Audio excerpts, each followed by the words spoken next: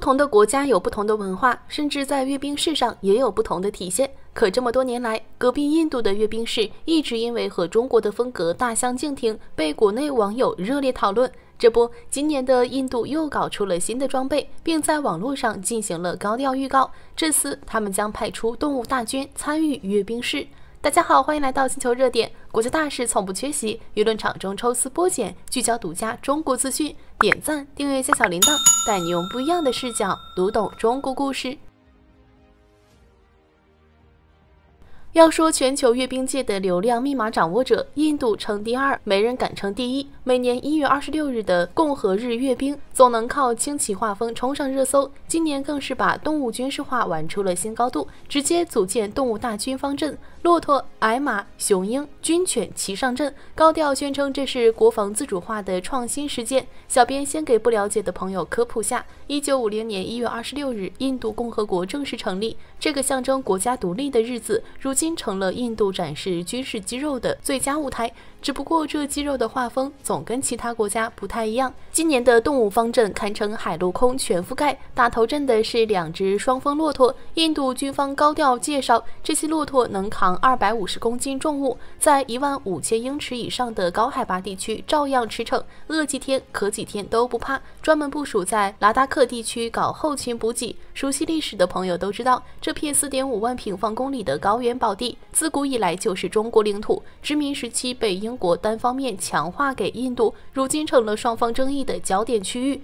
印度特意選這種耐造的駱駝當高原運輸兵，明眼人都能看出它針對的是誰。畢竟拉達克3000到6000米的海拔，普通車輛根本寸步難行，駱駝倒成了剛需裝備。緊跟駱駝方陣的是4匹藏斯卡馬，這種拉達克特有矮馬，身高才1.2到1.4米，體型迷你，卻號稱能負重40到60公斤，一天跑70公里。但讓人揪心的是，這可是瀕危物種啊！上世紀70年代還有上萬隻，2012年純種個體就只剩100匹左右。換做一個任何重視物種保護的國家，早當成寶貝圈起來繁育了。結果印度直接拉去當軍馬，難怪網友吐槽，這哪是國防自主，分明是在消耗瀕危動物。更有意思的是，這些矮馬2020年就被印軍派去巡邏，如今居然成了閱兵亮點。只能說印度對展示成果的理解確實與眾不同。方陣裡最讓人意想不到的是4隻鷹，印度軍方給他們的定位是機場驅鳥專員，宣稱這是利用自然之力保障航空安全的創新。講道理，驅鳥確實是各國空軍的難題，鳥撞飛機的事故後果不堪設想。但用猛禽驅鳥這種操作，別說在現代閱兵式上罕見，效果也得打個問號。鷹的活動範圍有限，難道要讓他們24小時守在機場？萬一哪天鷹跟軍機雙向奔赴，那可就鬧大笑話了。最讓印軍引以為傲的是沉默戰士軍犬方陣，這次亮相的全是穆霍爾獵犬、蘭普爾獵犬等本土犬種。印度自2022年就啟動本土軍犬培育計劃，目前已有150多隻本土軍犬部署在邊境，甚至有較為傑的獵犬還拿過技能大賽冠軍。印軍直言，大力推廣本土軍犬是為了實現武器裝備本土自主化。這話聽着多少有點心酸，畢竟國產光輝戰機剛在航展上墜毀，導彈試射偶爾掉鏈子，機械製造跟不上，只能在動物身上找補。難怪網友調侃，這波曲線救國屬實有點逆潮流。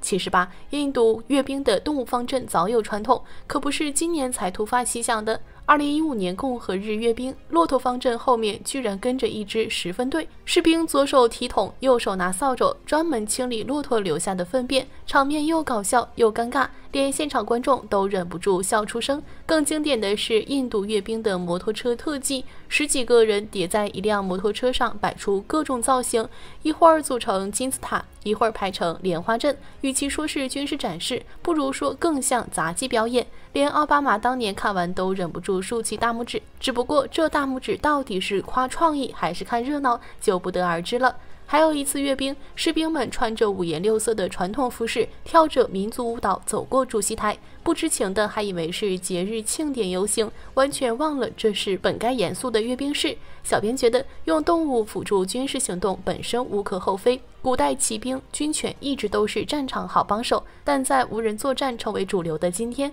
把動物當成新裝備高調展示，多少有點跟不上時代了。且不說藏斯卡馬這種瀕危物種被過度使用，單說實戰效能，駱駝再耐造也怕極端天氣，軍犬再靈敏也有生理極限，雄鷹驅鳥更是靠天吃飯。這些自然之力在現代科技面前，實在顯得有些脆弱。印度想靠動物方陣彰顯國防實力，屬實是把全世界當傻子了吧？當印度還在讓動物扛重任的時候，中國早已在無人作戰領域邁出了一大步。93閱兵中驚豔亮相的機器狼，用科技實力上演了一場教科書級別的降維打擊，讓全世界看到了什麼叫心智戰鬥力。同樣是應對複雜地形作戰，同樣是保障邊境安全，一邊是靠駱駝、矮馬的傳統模式，一邊是靠人工智能、模塊化設計的智能軍團，差距簡直肉眼可見。可能還有朋友對機器狼不太熟悉，這款由中國兵器裝備集團研制的無人作戰裝備，2024年11月在珠海航展首次亮相，今年93閱兵正式登上國家級舞台，如今已經完成了多次實戰化演練，進化速度快到讓人驚嘆。它不是簡單的機器狗加武器，而是一套完整的智能作戰系統，機身搭載自主可控的國產化芯片，前後2顆激光雷達，搭配5個環視相機，能實現360度無死角感知，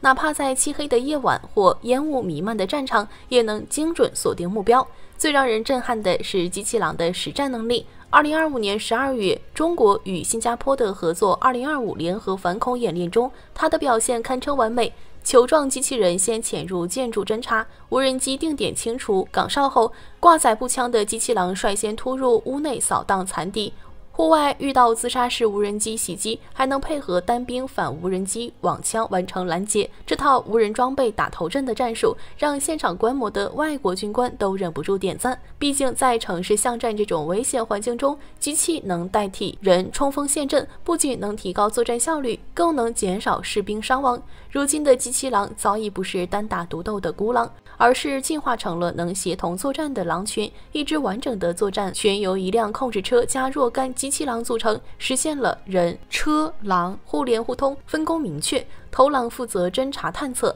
，2公里半徑內的目標信息能實時回傳。射手狼掛載步槍和打擊載荷，收到數據後就能發起精準打擊。輔助狼專門負責後勤，一次能運載20公斤物資，不管是彈藥、糧食還是急救藥品，都能及時送到前線。更厲害的是，他們還能在40度陡坡爬行，越過30厘米高的障礙物，在廢墟上如履平地。拉達克那種高海拔複雜地形，對他們來說根本不是難題。有人可能會說，印度用動物裝備是因地制宜，不該過度調侃。但要知道，現代戰爭早已是科技的較量，動物的忠誠和耐造值得肯定，但在無人機、智能機器人面前，他們的作戰效能實在有限。印度一直高喊國防自主化，卻在關鍵的芯片、人工智能領域進展緩慢，只能在動物身上找突破口。這種曲線救國終究不是長久之計。而中國的機器狼從珠海航展亮相到93閱兵受閱，再到聯合軍演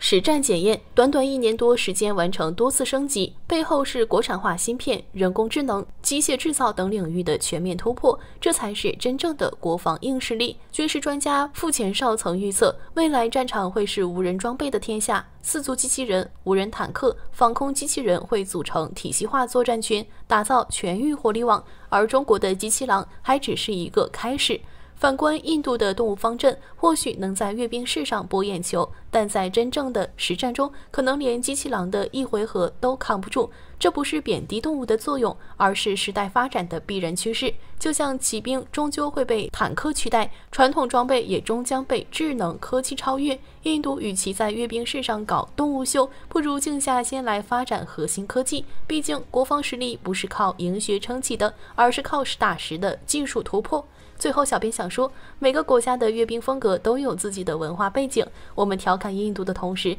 更該為中國的科技進步感到自豪。從駱駝到機器狼，從傳統到智能，這背後不僅是裝備的升級，更是國家實力的躍升。當機器狼在高原上馳騁，當智能裝備守護着邊疆，我們才能更安心地享受和平生活。而那些還在依賴傳統模式的國家，或許真該好好看看這個時代的變化。畢竟科技強軍才是守護領土主權的根本之道。好了，今天的內容到這裡就結束了。如果你喜歡小編的影片，還請大家多多點讚轉發，讓更多的人一起見證中國進步。關注我的頻道，這樣既能回顧往期視頻，又不會錯過之後的精彩內容。那我們下期節目不見不散。